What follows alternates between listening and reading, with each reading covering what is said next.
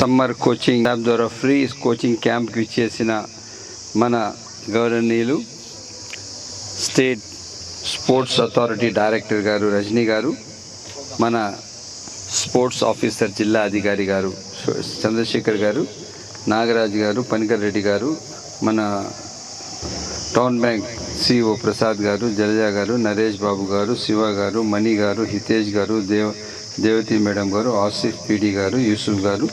యూసుఫ్ నా తమ్ముడు ఇప్పుడే మొన్ననే కంట్రీకి రిప్రజెంట్ చేశారు. చాలా ముఖ్యంగా నా ముందు కూర్చున్న పిల్లలకు ముఖ్యంగా, ఎందుకంటే you are the future of the nation. మీరే సర్వస్వం. ఎందుకంటే ఈరోజు ఈ సమాజ నిర్మాణం కోసం మనమందరం కలిసి చదువు ఎంత ఇంపార్టెంటో క్రీడలు కూడా అంతే ఇంపార్టెంట్. ఒక రెండు చేతులు ఎట్లుంటాయి అట్లా education and sports both should sale in life. ఎవరి జీవితాల్లో బాగా చదువు ఉంటుందో దాంతో స్పోర్ట్స్ ఉంటే వాళ్ళు ఎప్పుడు యంగ్గానే ఉంటారు. Sports make you always fit. Me health పరంగా ఫిట్నెస్ ఎట్లా ఉంటుందంటే మీరు ఎప్పుడు ఈ షుగర్ బీపీలు అవన్నీ మీ కంట్రోల్లోకి వస్తాయి, దాని కంట్రోల్లోకి మీరు పోరు. ఆ విధంగా ఇప్పుడు మీకు తెలుసా, జనాభాలో 1/3 ఉన్న మనుషులకు షుగర్ ఉంది, షుగర్ బీపీస్ ఉన్నాయి, ఇంకా ఎక్కువే ఉండొచ్చు. దానికి గాను ఇప్పుడు మీరు పిల్లలు ఇక్కడ నుంచి హాకీ ఆడుతున్నారు. హాకీ గేమ్ ఏ కంట్రీది? ఇండియాది. అది మన నేషనల్ గేమ్ ఏది? Yes, very good. ఆ విధంగా మీరందరూ ఎదగాల, మీరందరూ బాగా ఆడాల. Hockey is a face of the India. మన గేమ్ వచ్చి ఇది ఏ కోర్టులో ఉన్నారు తెలుసా మీరు? కంట్రీకి రిప్రజెంట్ చేసిన మీరు ఇది మదర్ కోర్ట్. ఎవరెవరు ఇక్కడ వచ్చి ఆడినారు తెలుసా? ఎవరెవరు ఆడినారు తెలుసా మీకు? ఎస్, జ్ఞాన్ చంద్ గారు ఆడారు ఇక్కడ. జ్ఞాన్ చంద్ గారు, we can tell him as a father of the hockey. ఆ విధంగా he's a good sports man.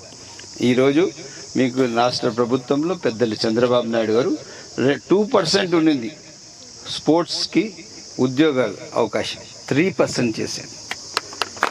ఆ 3%లో ఎన్ని వందల మంది వస్తారు తెలుసా మీకు? చాలా ఎక్కువ వస్తారు. ఆ విధంగా మీకు ప్రయారిటీ ఉంది. ఇంకా మీరు బాగా ఆడి రేపు దేశానికి మంచి పేరు వస్తే దానికి 4% చేస్తారు.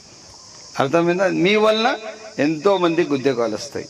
ఈరోజు మీ అందరూ బాధ్యతగా ఉండండి.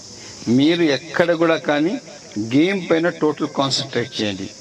ఈరోజు మీరు సెంటర్ ఆడితే నెక్స్ట్ మీరు లెఫ్ట్కి ఆడాలా, ఇంకొక రోజు రైట్కి ఆడాలా, ఇంకొక రోజు డిఫెండర్కి ఆడాలా, ఇంకొక రోజు గోలీ పోస్ట్కి ఆడాలి. It should be allrounder.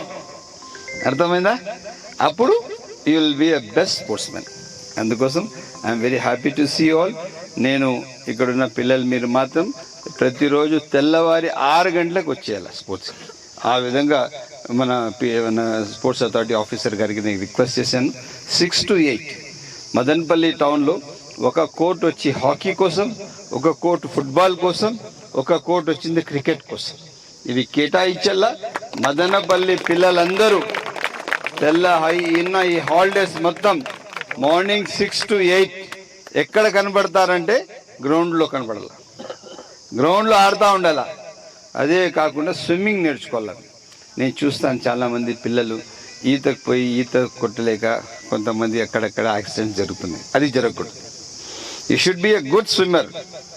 Swim చేసే వాళ్ళకి ఎప్పుడు కూడా కానీ మీకు ఎక్కడ అన్హెల్తీనెస్ రాదు. సో ఆ విధంగా మీరు పూర్తి స్థాయిగా స్విమ్మింగ్ కూడా నేర్చుకోవాలా. ఆడపిల్లలు కూడా నేర్చుకోవాలి, ఒక పిల్లలే కాదు. ఓకేనమ్మా? దయచేసి we should be a good people and a responsible citizen. ఎట్లా? We should be responsible citizen. India is our pride. మన దేశం కోసం, మన దేశంలో పుట్టాం, మన దేశం కోసమే బతికినాం, దేశం కోసం చావాలా.